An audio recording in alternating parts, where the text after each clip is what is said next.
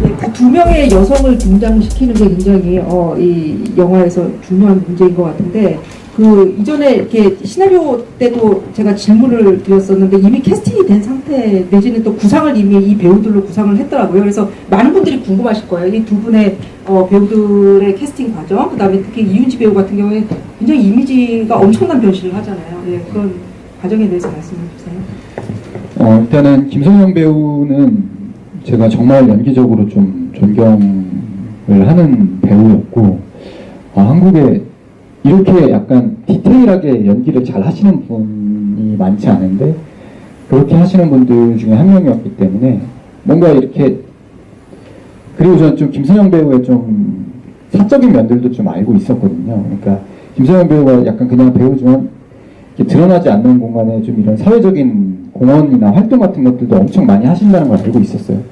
그러니까 원래 감독은 뭔가 글을 줄 때 뭐 어울리는 것도 중요하지만 이 이야기는 사실 독립영화고 좀 프로덕션이 작고 그렇기 때문에 어떤 면에서 되게 희생을 좀 요하기도 하고, 이런 이야기를 잘 이해해 주시면 좋을 것 같은 배우가 누굴까 했을 때 되게 김선영 배우가 떠올랐던 것 같아요. 그래서 기회를 드리게 됐고, 감사하게도 정말 잘 봐주셨어요. 정말 그 홍보 과정에서 그런 이 글에 대한 어떤 애착을 많이 얘기해 주시는데 그게 정말 홍보용 멘트가 아니라 처음부터 그렇게 좀 해주셨어요. 네, 그렇게 됐고 이윤지 배우의 경우에는 제가 사실은 원래 알고 있던 배우님은 아니셨어요. 그런데 그 옛날에 어떤 영화를 봤을 때 어떤 그 한 장면이 되게 저한테 영향을 받아서 이 배우 되게 눈이 좋고 얼굴이 좋다 라는 좀 느낌을 많이 받았었고, 그리고 이윤지 배우님이 좀 그 드라마 같은 거 하실 때도 막 삭발하고 이런 적이 좀 있었거든요. 근데 그게 막 이렇게 표면화되지 않았지만 그다음에 그게 얼마 나오지도 않는 장면이셨어요. 근데 그렇게 하는 게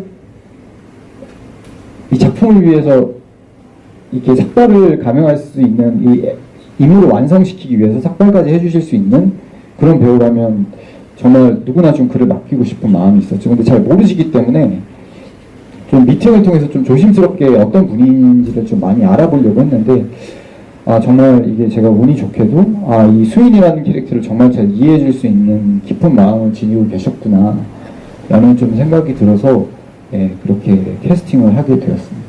네, 두 배우들은 진짜 연말에 꼭 어떤 주목을 다시 받으실 거예요. 그 정도로 압도적인 연기를 하시고 앞으로도 미래가 창창하시고요. 그 다들 궁금한 게 많으실 텐데 딱 한 가지만 제 질문을 하고 그다음에 그 객석 오신 선생님들과 함께 대화 나누도록 하겠습니다.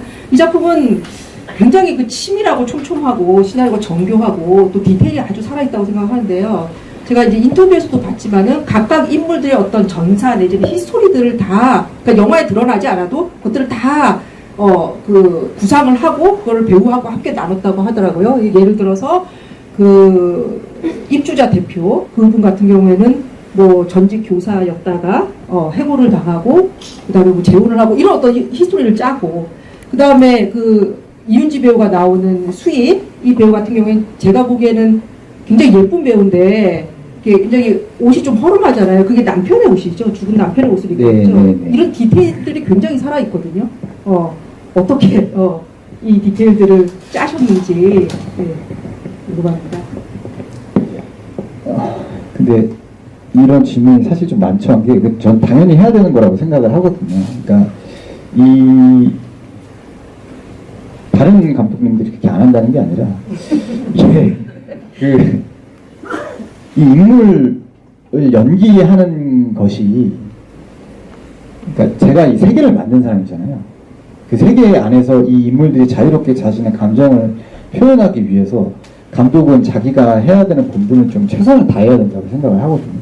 그런 것들이, 특히 이거는 좀 현실에 발붙이고 있는 영화이기 때문에 당연히 어떤 배우가 어떤 질문이 오면 제가 당연히 그거에 대한 답이 있어야 되고 배우한테 알아서 해주세요라고 할 수는 없는 것이고, 그리고 그게 또 감독의 입장에서 재밌기도 합니다.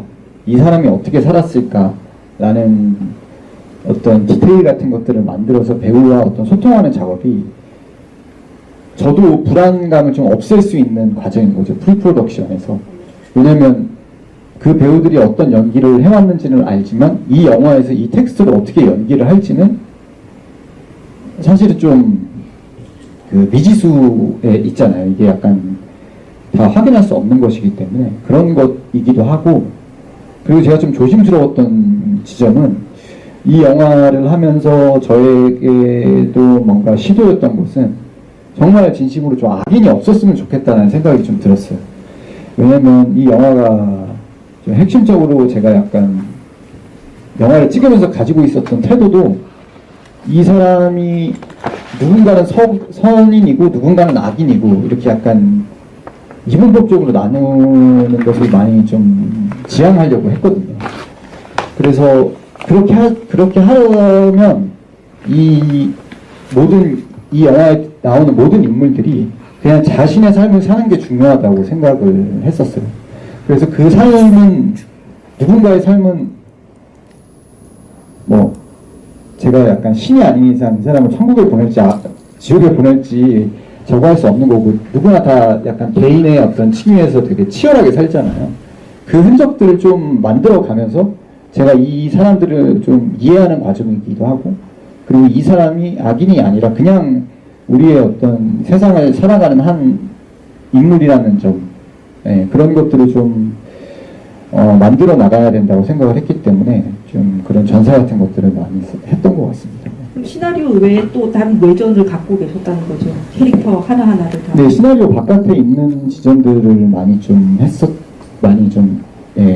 써가지고 뭐 보내기도 하고, 배우님들이랑도 같이 좀 만들어 나가기도 하고, 그렇게 했었던 것 같습니다.